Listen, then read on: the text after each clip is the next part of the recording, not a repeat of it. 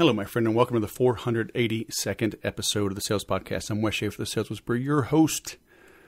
Today we have Gerren Sprauve, all the way from Orlando. Known him for many years.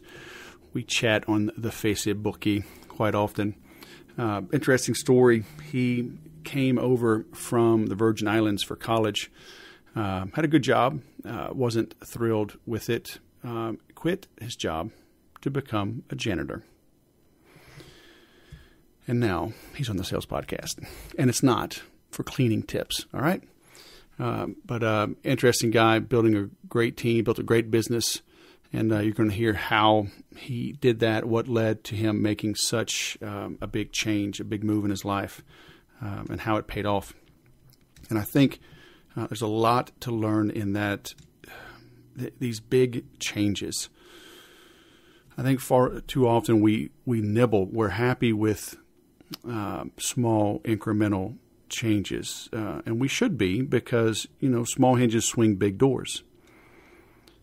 But sometimes you got to make a big change. Sometimes like jiu-jitsu, every day I get a little bit better, maybe 0.5% that day. Okay, but the drastic change was me going from my same old workouts in the gym and jumping into jiu-jitsu. And even before that, 2 years before that, I signed up to do this Tampa Bay Frogman swim, what's coming up January 17th.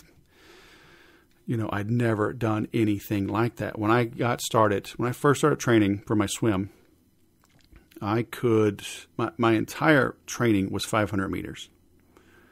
Okay, now my warm-up is 500 meters. Okay, in this swim, it's 5 kilometers. This year it's 5.5 kilometers. So that's 11 times 500 meters, right? So, and it's open water. And I had never done an open water swim. So I made a big change, and then I focused on small incremental improvements every day. Okay, but I think sometimes we're playing too small. You're probably playing too small. There's probably some things you need to rip the Band-Aid off of. There's probably some things you need to just throw away. There's some things you need to throw some fire, some lighter fluid on it, either to totally burn it or to just get it going hot to get where you need to go. I don't talk about investing, but after a long time of looking at things, and I'm not always the smartest man, but, got into Bitcoin, got into HubSpot, stocks, paying off quite nicely, looking at make even bigger moves on those. Looking to make some changes with this podcast, how I structure it with some of my offerings. I've been landing big deals with corporate clients, training their sales teams, tying things into their CRMs, longer term contracts, things I never did in the beginning of my business. And now, last 2 years, it's become a big component of my business. And so, maybe it's time to rip that Band-Aid off, go a lot heavier towards corporate training, corporate consulting. Back in the day, I didn't like it because I felt like it took too long. I felt like I couldn't make a big enough impact. And, I like seeing the changes. Back in 2007, I spent 10 months with Dell, with my team. And as they rolled out Salesforce.com, it was the largest implementation of Salesforce in their history back then. And for 10 months, for the entire summer, we trained 3,000 of their North American salespeople. This big, big push. And then we were retained to do all their onboarding for new people. So it was great money, huge money. And but I was doing other people's content, and we weren't really moving the needle. We didn't make an impact in their lives. And so you've got to judge that. You got to balance that. So how do I resolve that, right? So on the one hand, I work with smaller companies. So these are, 7, 10, maybe this next one has 30 sales and marketing people, including management. So that's not 3,000, right? It's not just 3,000 salespeople, right? So I can have an impact on that. I'm dealing with the owner. I'm dealing with the president of sales, in conjunction with their marketing team. So better money, longer term contracts, and but still making a difference. So you've got to understand, is it time for you to make these kind of changes in your life, in your business? Maybe it is, maybe not, but I just bring that up as an example, okay, because it leads into what we're going to talk about with Gerren. He made a big change, and it's harder to do as life goes on, and you've got responsibilities and people counting on you. I got out of the Air Force. We had, when I got out in September of 97, Jake was born in April. So what's that, 5 months? Matthew was already on his way. We didn't know. If we had known, maybe I would have stayed. Maybe I didn't want to take the risk with 2 kids, but I was willing to do it with a wife and 1 kid. So who knows, right? I get it. I understand. And I went back into corporate America a couple of times after I started the Sales Whisperer because I had some great opportunities thrown at me. The Sales Whisperer wasn't growing at the rate I wanted. And I didn't want my family to struggle, right? So I was able to parlay my experience into some sweet gigs, paid a lot of money. I was an employee again, but hey. So I understand. I understand the discomfort, the tough calls you might have to make these changes. But, life really is fast. It goes by fast. You've got to be willing to live your life. Okay? Sometimes that means living on the edge a little bit. Okay? Sometimes that means making big decisions, big, bold decisions. But I forget who I had on a while ago, but they talked about the 36-hour rule. And, they were talking about, like, if you have to fire somebody or have a tough conversation or whatever, you agonize over it for maybe days and weeks and even months. But they say within 36 hours, you're back to normal. You're over it. And you know what? So are they, those that get that news. But I've seen it so many times with salespeople, business owners, managers, that they struggle. Oh, they got a family or whatever. Oh, but they're not in a good position, and they lay them off, and they are thanked. All right, because they were too afraid to quit, but they knew it wasn't right. So when you make these big decisions, it's interesting. Like when you truly commit to something and lean into it, God makes a path for you to succeed. Okay, this dabbling that you're doing, it doesn't cut it. That's why you're struggling. And you're dabbling because you're not committed. You're not committed because you don't believe. You got to sell yourself. That's the first sale, the most important sale. Every day, every hour, you got to sell yourself on why you're doing what you're doing.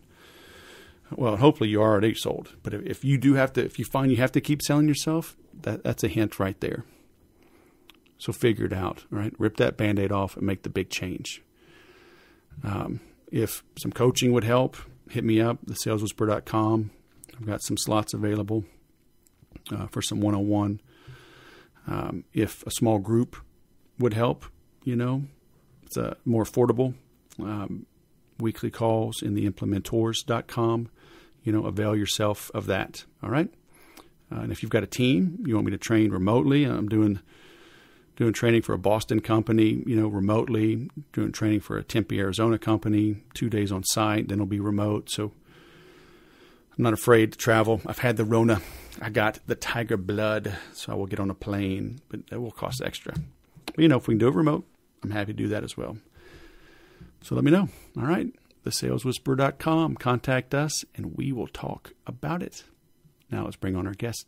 After all these years, I get to speak to the man, the myth, the legend, all the way from Orlando, Florida, author of Fast Track Your Calling, Gerren Sprauve. Welcome to the Sales Podcast, man. How the heck are you?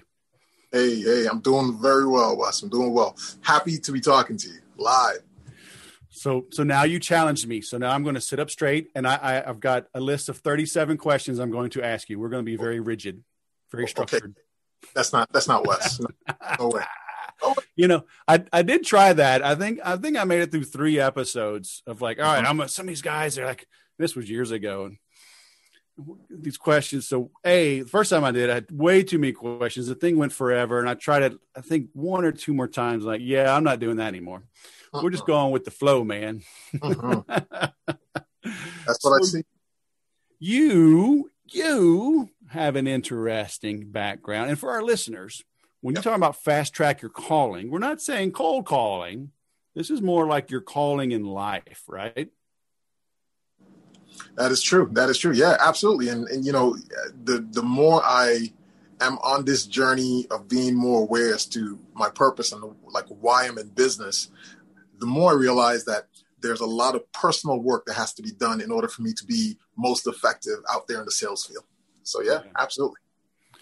Yeah, I've always said, you know, the guy, I had him on my podcast a few years ago, and I just flew to Alabama to help my dad with a little storm repair. And we drove over to Pensacola and met with my friend Steve Clark. He was my sales mentor. And he always said, you know, selling is a calling, serving is its purpose, questioning is the process, and a sale may be the solution, right? So he's like, do you feel like what you're doing is your calling? Yeah. You know, and that's what you get into. But I mean, you immigrated from the islands, right? When did you come to the U.S.? Yeah, well, when I moved to the mainland, it was in 1996 when I was on my way to college. Oh, cool. All right. And, you know, and the mainland, right? Because technically, I mean, it is the U.S. There's the U.S. and the British Virgin Islands, right? Yeah. My mother, she's from the British Virgin Islands. Yep. Gotcha. All right, cool.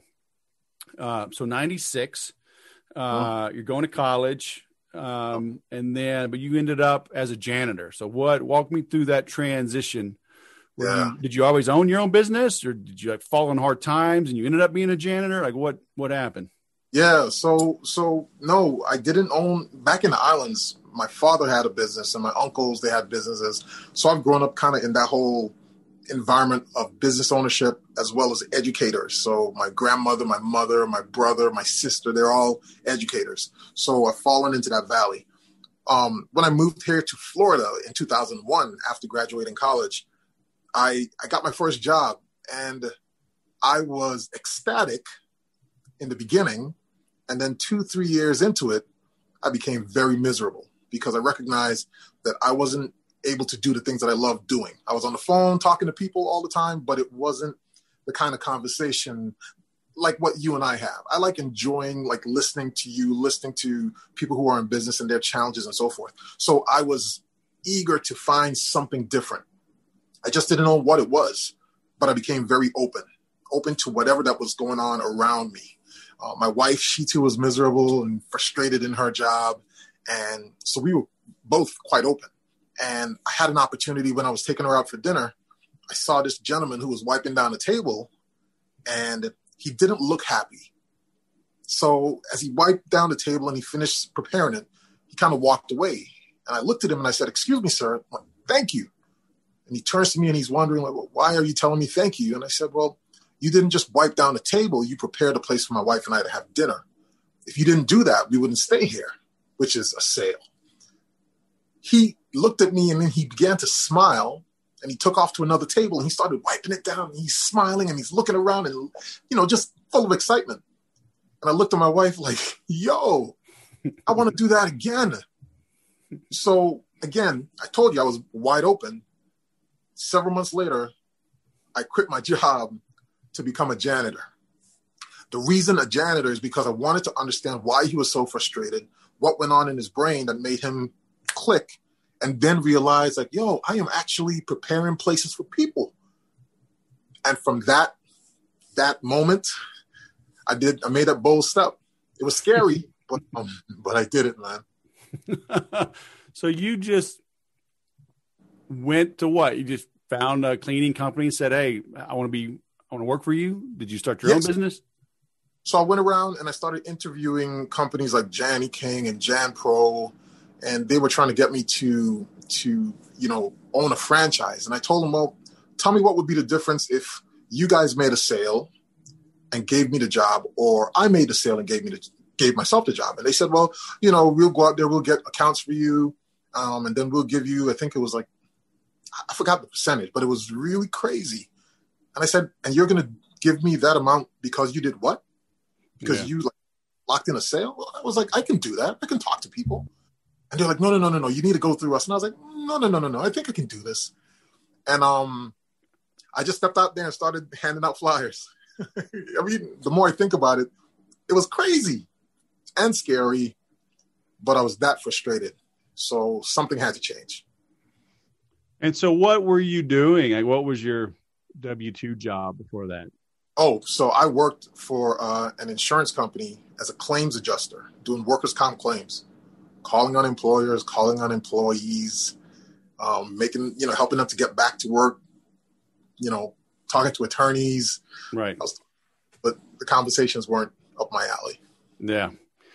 So you're like, all right, you print out some flyers and you say, I'm going to become a janitor. Yeah. And I got to imagine, I mean, like we all know like kind of how to clean, right? Oh, the counter's dirty. My wife's going to get mad. I know how to clean to her standards. So actually, I guess deep down, married men have the potential to be great janitors, right? But I mean, like commercially, come on, it's a little different. It is. And, the cleaning wasn't the hardest part. The hardest part for me was a 6'4" black guy, goatee.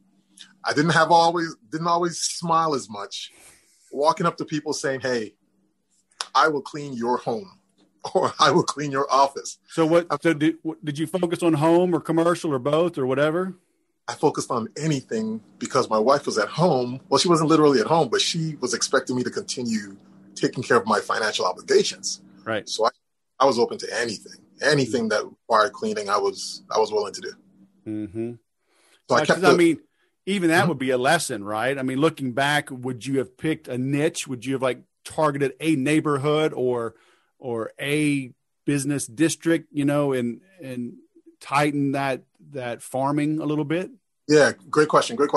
I think I would have. Looking back, I would have stuck with commercial. Residential for me was very personal, and seeing that I had a home, I knew how it felt to have a stranger walk into my home. And so I was always respectful of people's homes and their privacy, and thinking about bringing on employees to go into someone's home was scary for me. I don't think that I had the tools necessary to train the team to have the right mindset to go in to someone's home and respect their home. Mm-hmm. I figured it was easier for me to make that transition through commercial properties. So I would have focused more on commercial. So who was your first client? Do you remember? Man. Yes. And we're still friends. My first client, it was a home, and their name was Connie. Yes, Connie and David Foot, to be exact, their last names. They're on Facebook. They might hear this, but awesome people to but they were my first client. So like, how did that work? I mean, did you have contracts? Like, where do you, because it's one thing, like, I'm going to go jump in, but then you realize the devil really is in the details. Like, what is my contract? How do I accept payments? Hell, I need cleaning supplies. I mean, how do you know? So that whole process was pretty difficult for me because I oftentimes went out looking for people who were already in the industry for mentorship, and no one wanted to share information. At least the people that I came in contact with, they weren't interested in sharing information with me. They felt like I was going to be their competitor. It just didn't come out well. So I went through, I believe it was Service Magic. I'm not sure if they're still around, but they would get leads and sell them to you at $18 a pop. But you had to be very quick because they were going to send out those same leads to 3 other companies. So I got on the horn and I started, as soon as the lead came in, I would call, and I got an opportunity to get before a few folks and sell myself. Of course, a lot of people closed their doors, didn't respond to me. When I showed up, again, 6'4", I'm going to clean your house. Didn't really go well. So I had to work on my craft. How was I going to show up? Would I show up with a smile on my face? Would I wear the khaki pants and the white shirt to kind of look neutral enough? I tried so many different things for them to allow me into their space to at least have that conversation. So it was a process, man. It was a process. So Service Magic's giving you leads, but they're not giving you a contract, right? Like paperwork. How do you like, what do you sign? Is it just verbal? Yeah. Hey, I'll come every other week and, $100, Yeah. $200. I mean, how do you even do Yeah. that? So the way that I did it in the beginning, when I didn't have much information, was I would ask them do you currently have a cleaning service, or do you currently have a vendor? They would say yes or no. What would you like to improve? Like, why am I here is what I would ask them. And they would tell me all the different things that they wanted to have done better.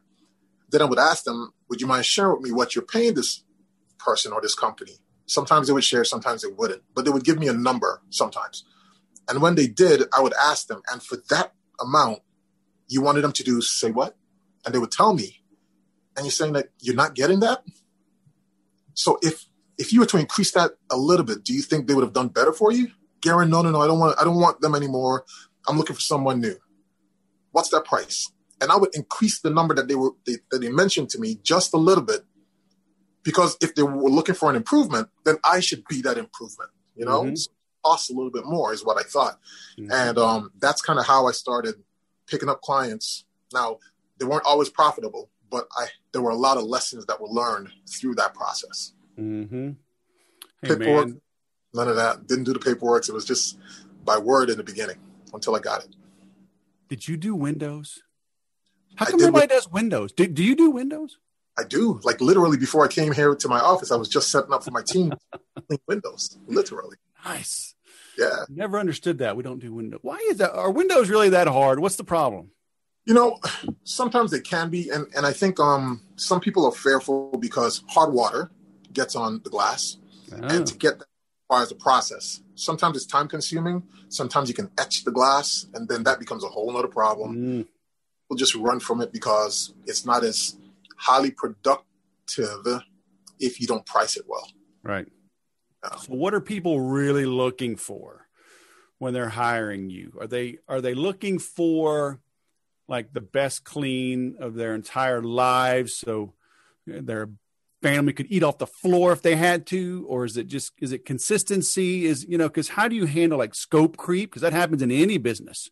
Yeah. Right. And so do they want that deep clean every time, or like, hey, man, as long as it's kind of decent, as long as nothing's obvious, dust devils aren't blowing across, I'm fine. Just keep it, make my house respectable. Yeah. Well, I mean, let's go back to what your coach told you back in the day. He talked about asking questions, and I find that when you ask questions, you'll find out exactly what it is that's agitating that customer. Mm-hmm. So sometimes we get clients because they want better customer service. Sometimes we get clients because they just want consistency. You're dependable. You show up when you say you're going to show up. Sometimes they want to improve the clean altogether. Sometimes I found some clients are looking for a friend, like strangely enough, someone that they can talk to even while they're there. So I have had clients who have kept us on because we brought value to their organization, meaning when we showed up, we saw issues that were going on. We would talk to them about it, and we would actually bring solutions that has nothing to do with janitorial, just ideas that we read in Inc. magazine or, yep. Something in Borders in a bookstore. So it's all a different thing. I mean, people are asking for you to show up for different reasons, and it's our job to find out what that is. Mm-hmm. I think cleaning is just the vehicle that gets us in the door. Mm-hmm. But it's something else that they're looking for. So we focus on those things. Yeah.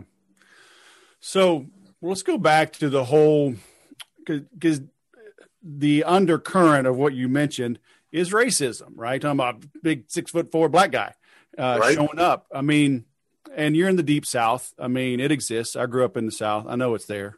Have you seen people like over time? Do you think it has gotten better, or do you think like you just got better and maybe people are more accepting of you? Or that I'm going to go with the latter on that one, because okay, so growing up in the islands, the doctors were black, the attorneys were black, the teachers were black. Everyone looked like me. So there wasn't that much of a glass ceiling. There's that many good-looking people in the islands. Is that what you're saying? They're just all gods and goddesses. What is that? I need to move, man. A nice tan on you would look just like, I'm darking up pretty good, but I got a little French Creole in me, baby. Hey, that's right. so I think, because of those things that I mentioned to you, for me at least, I was focused on what I would say would be the right things for me. So my father, entrepreneur, someone who served the community religiously, sometimes even more than his family. He served the hell out of the community. He talked about always being solution oriented. So for me, it was, if I showed up and they slammed the door in my face, okay, well, that didn't feel good. Like, what could I do? So I'm looking at myself. I'm just thinking about myself. Sometimes I would keep this face, right? And I would go to the mirror and I look at that face and I'm like, what if I rubbed it out and I just came like this? It was just always a progression of what can I do differently? What can I do better to solve that problem? Racism was not the first thing that came into my mind. Mm-hmm. A big guy, I could be, intimidating looking. So it was like, how can I stand back further for them to see me? And I'm not right in their face. So there were just so many things that I worked on. Right. And wanted to get better. So those are the challenges that I worked to overcome. Less. Mm-hmm. And if somebody didn't want me in their space for whatever reason, then I was fine with that. I just wanted to improve along the way. Right. Yeah. So, did you do things like flyers and direct mail? Were you doing anything and everything, or was it just door knocking in the beginning just to see him face to face to land those first deals? Right. So I go back and I was just talking to my wife the other day, and I told her, when I was a kid, I wasn't that guy who could just walk up to a girl randomly and just start spitting game, like talking to them and just getting them going. I just couldn't do that. For me, being a friend, and then if we were a match or if we felt good around each other, hey, let's do something.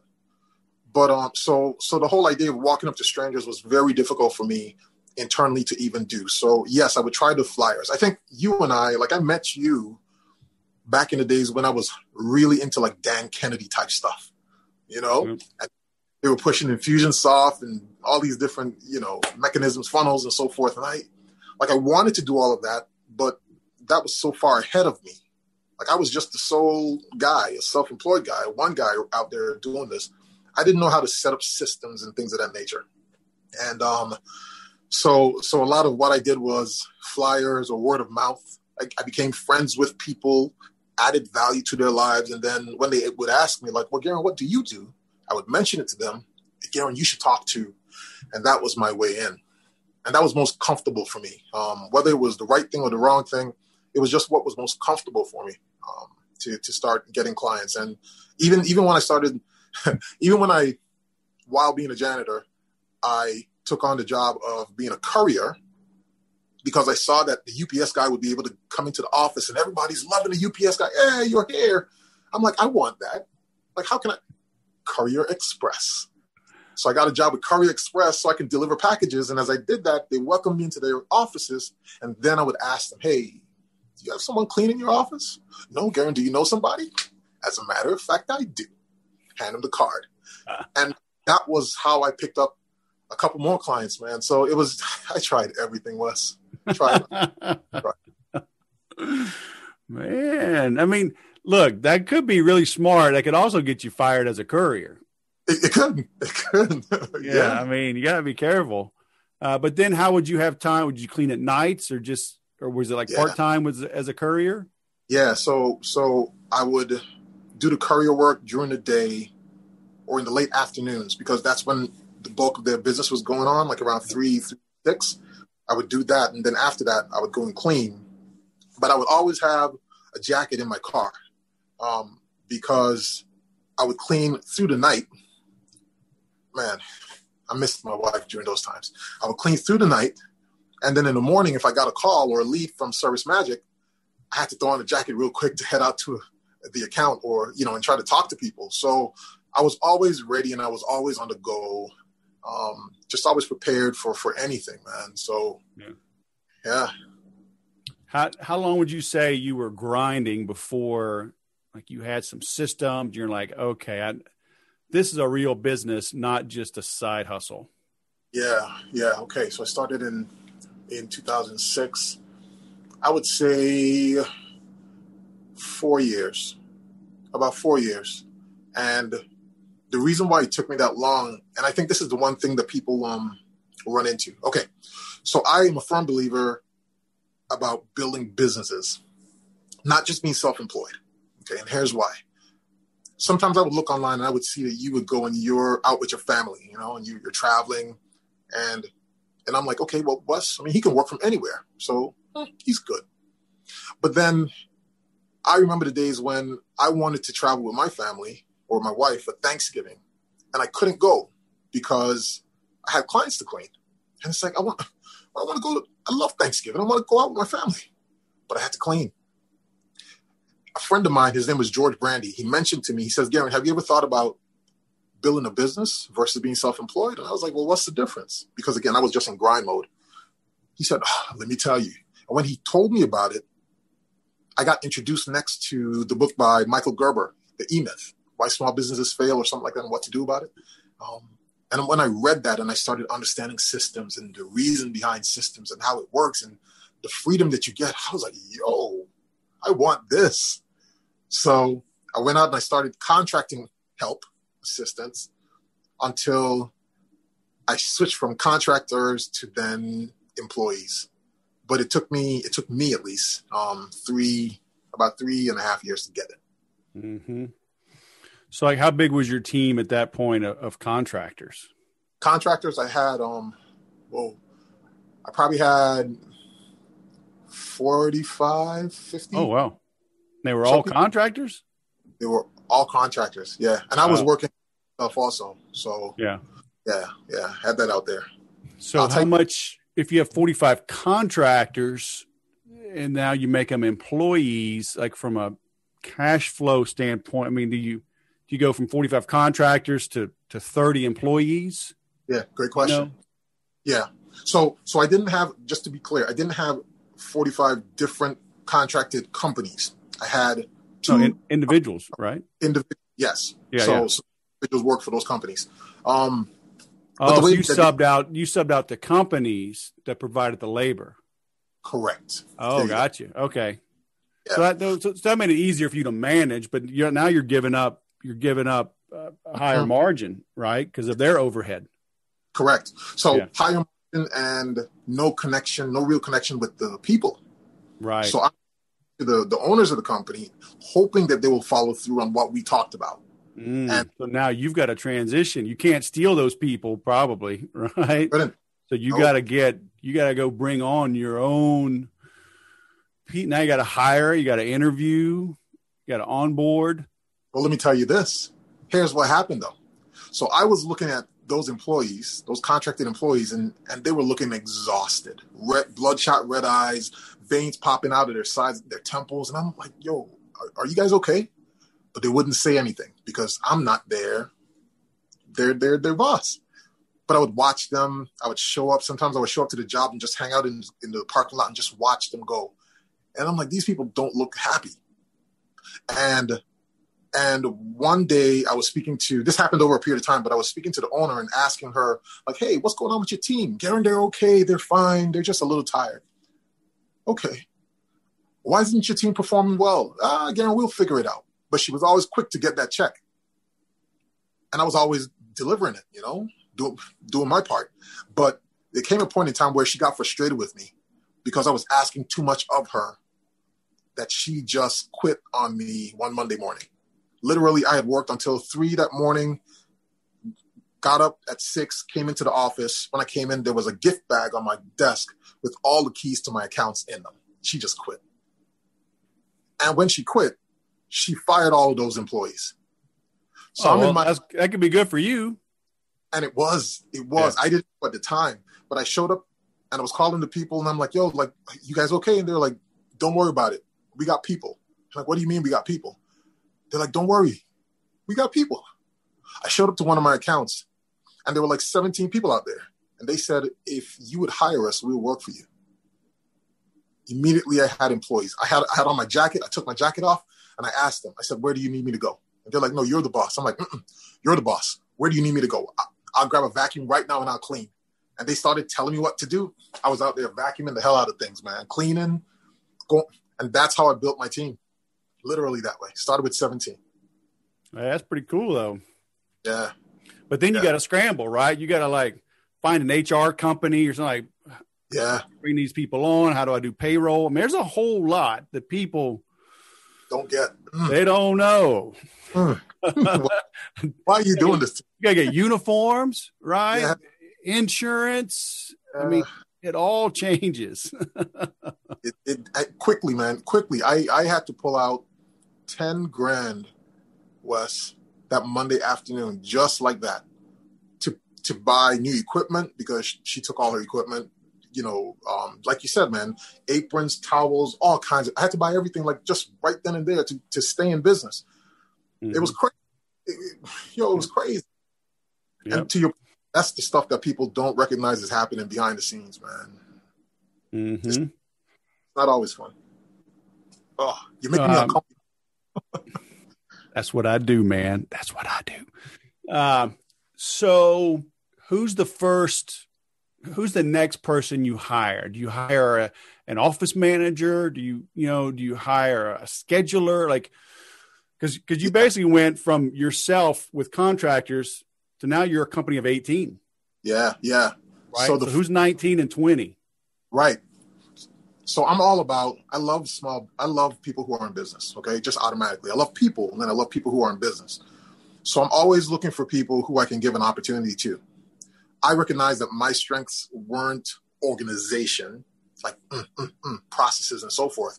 So I went out and I found me someone who was rigid in those areas. And she was just starting her business. Like literally we met at Toastmasters and we went out for coffee or something, got to talking, found out what she was doing, what I needed. I was like, would you be willing? I became her first client. And from there, she helped me to put structure in my business. And we fought because I'm not a structured guy, but that was the first person that I hired. Someone who could handle my operations. But was she a contractor though, or a hire? Yeah. Okay. Yeah, that's cool. Yeah. So she now is creating like SOPs and stuff, right? So just basically looking like, okay, it's all chaos. We're just going to start fresh. Start streamlining things. Yeah. Yeah. Cool. So so where are we? 2006. That's 2010. That's about 2000, 2010. No. 2010 is when I started contracting services. Oh, yeah. With the employees. This occurred around 2014. Or 2000. Oh, okay. Yeah. Got you. So, well, let's back up then, because you're grinding in 2006 when the economy's booming, and then the economy is not booming from 2008 to at least 2010, 2011. Yeah. Right? I mean, you're in Orlando, though. I mean, maybe y'all weathered it better with tourism and stuff, but I mean, it was a downturn nationwide. Yeah. So how'd you grind through that? So you remember I told you in the beginning where if I was confronted with a problem, I would look at myself first. So even when that occurred, when it was occurring, I was like this, tunnel vision. Gerren, you know your system. Your wife expects you to get up in the morning. When she gets up to go to work, you got to get up and go to work. So I continue to do those things, and I continue to carve out time in my day to network with people and just build relationships. And when I was networking, I wasn't looking for accounts directly. I was looking for ways to add value to these relationships. So I would come home very excited to my wife. Oh my God, Joe, you should have seen, I had a great conversation with Wes today. And she would slow me down and ask, did we pick up a new client? I'm like, no, but Wes, let me tell you about Wes. And I'll be so excited. But it's that excitement that people saw in me, and they said, you know what, I'm going to take a chance on this guy. Let me introduce you to somebody else, introduce you to someone else. And I stayed focused. So as companies were closing shop, I remained focused. I started talking to my clients who were sending people home. And I would say, well, what if you cut back my hours a little bit? Let me not come 5 days, but I'll come 3 days. And now you can have some extra funds to save someone's job. And they were like, what? Why are you asking? No, we're not going to do that. You know what? We're going to fire that person. We're going to keep you. And that's what kind of happened to keep me grinding through that period. So it was all about adding value, no matter the situation. You're in business. If you're struggling, how can I add value so that Wes can stay in business, so that, Lucy can stay in business? That was my focus. And that's always been my focus. And that kind of just kept things putzing along, man. I mean, I truly believe that God was he was fully involved in all of this. Mm-hmm. Fully. So how did those lessons help you in 2020 when we get another downturn? Yeah. Same thing. And I'm happy for those lessons, Wes. They're very important. And this is where people may say, failure versus lessons. I look at it as all lessons, man, because when I'm at my desk and things are kind of tough, I remember how God helped me back in 2008, 2009. And I just go back to that period. I breathe. And it's like, okay, God, who am I supposed to meet today? What am I supposed to learn? What am I supposed to share? And those are the 3 questions that I start my day off with. And I just leave. I just go out into the day. And if I bump into someone, it's like, I hear you. Okay, what am I supposed to share? Like sometimes people are talking to me and I'm like praying, like, God, what am I supposed to share? And I'll just share a word. And then just things happen, Wes. Like, I don't know, man. I'm not out there being a sales guy. I'm out there adding value as best as I can. And then things happen. Mm-hmm. Yeah. So why the book, huh? Is that a distraction? Yeah. Is it taking away from the janitorial business? Is it increasing it? Yeah. So the book, I had a coach and I got him through Dan Kennedy. Ain't that something? And he always talked to me about writing down like the case studies of things that I've done. Like what just happened today before I even came into the office, I'm going to write that down. And he says, you just never know, Gerren, when this will be valuable to someone else. And I was like, a book? Like, what? Me, Gerren, write a book for what? Like, who's going to? But I wrote things down. And the one thing that I always refer back to is this. Wes, if you're going down your highway and you see there's an accident ahead, and I'm following you, let's just say 3-4 miles behind. If you see there's an accident, you can call me and say, yo, Gerren, there's an accident. I want you to get off on the next exit so you don't get stuck in this traffic. That information that you've given me, just 3 miles behind, helps me to get off, take a detour, and get to my destination on time. That was valuable. So if I look at what I've done, just in isolation, if I look at what I've done, is there someone who is 2 or 3 miles behind me who can benefit from what I've learned? And that's the question that I asked myself. And that was the question that gave me permission to comfortably write the book. Share it, Gerren. Just give it to somebody. You just never know how it's going to help them. And if it helps them, then yay, we all win. We all get to our destination. So that's the reason behind writing the book. Unless it has a lot of pictures, man, it's not going to help me. All right. I need big word, big print, small words, lots of pictures. Okay. You got to know your audience. I got to write another one. Oh man. Very cool. And so, but it's, you just recently released it, right? Yeah. Soft, kind of because these are new waters. The plan that I had in place was totally different. Now it's just like, let me give little bite-sized bits to people, hopefully it's, it perks up their attention, and let's see. But in January, that's when we're planning on launching officially. Yeah. Okay. Well, this will come out just in time. Good deal. Very cool. So what, I haven't asked this in a while, my guests, but I would ask, so imagine our listeners, they're jogging, they're biking, they are wherever, driving, they can't do anything at this exact moment. But I always tell people, I don't want them just to listen, right? Take action from something that you learn. So what would you recommend our listeners do as a result of listening to this? Like, okay, fine, they got a warm fuzzy, go add value, be nice to people, blah, blah, blah. What should they do? The next 45 minutes, next hour, 24 hours to move the needle in their professional, maybe even personal lives. I mean, whatever. What would you say they go do this one thing? Yeah. So I said it already, and I'm clasping my hands because this is where I'm a visual guy too. So when you have your lives and you do your Bible study, you talk about certain texts, I feel good about that because it's like, okay, that's at the heart of this guy. So his audience, either they're people of faith or they love Wes really, really, a lot, and they're willing to just deal with his faith talks. But I'll say this again. I believe that we are created for a purpose, for a reason, right? And our Creator knows exactly how he wants to use us. We often have these ideas and these plans and these goals that we want to set for ourselves. And he's like, oh, that's cute. That's real cute, Gerren. Here's where I want you to go. I mean, kind of like Jonah in that situation. All right. So today, I believe that God has awakened someone who needs to meet you, plain and simple. And he's asking for us to be aware, be obedient, be open to that meeting. But we don't know who that person is. And the person may not look like the person who is going to give us a sale. Well, I hear you, but you don't know.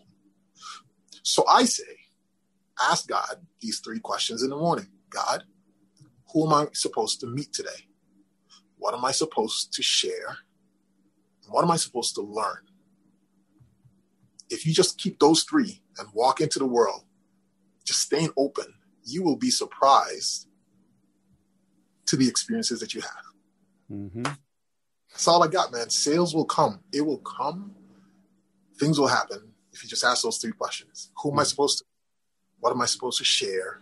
What am I supposed to learn? Maybe just, and this is where I say, now go sell something. Yeah. Wait a minute. I got to cut that out. Now I got to go edit, man. Very cool. Sir. Meet, learn, share. All right, man. Well, I'm glad I met you. Yes, sir. I learned some stuff, and we're going to share this thing, all right? It's all your fault. I'm glad we stayed in contact, man.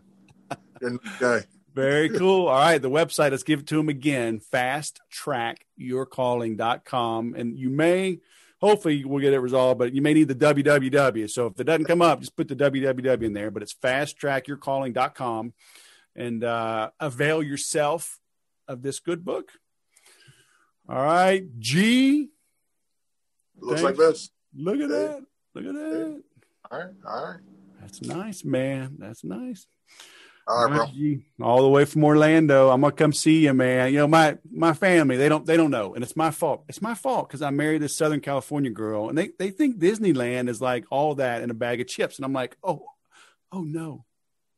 You got to get a little bit of Disney World. You got to go to the world. Yeah. It is way different. Yeah, so man. I'll convince them of that, and we'll come see you. All right, bro. All right, man. Have a great day. Good. Crazy story, huh? The devil is in the details. He was too broad in his initial marketing. Figure out your niche, okay? To go wide, go narrow, okay? Narrow your focus, tighten up that offer. So, I love how it was crazy. He worked as a courier so people would welcome him. I mean, this guy was working the angles, all right? Figuring it out, doing what it takes. Hired all of his own people, right? Hired them back and made that big switch and then got right back after it. And then big things started to happen. He took 1 step back, maybe 2 steps back, but then he took 1,000 forward. So I hope you are inspired by this. Hope you got a lot out of it. Check out what he's doing. Fast Track Your Calling. Smart guy. Like I said, I've known him for years. Good dude. You can learn a lot from him. All right. A lot of crap going on right now in the world. COVID, U.S. elections, as I record this, January 6th. The whole storming of the Capitol, whatever. Easy to be distracted, but I closed 20 grand in business today. Bitcoin is up. HubSpot is up. Adding a new VA to my real estate business. You got to stay busy. You got to keep your eye on the prize. All right, it's easy to get distracted. If you want somebody to slap you around, if you want somebody that's been there, done that for the last 23 years, going on 24 now, that's not even counting the 9 years in the Air Force, right, where I've been there, done that, got the T-shirt and the scars. Let me know, okay? Private consulting, small group training at your company, if that would help. Or come on over and into the Implementors weekly training. You can go month to month. You can really commit, save 50%, join for a year, because that's what it takes, right? We're on a marathon here, not a sprint. So plug in, okay, and you will grow. I guarantee it. Thanks for listening. I'll go sell something.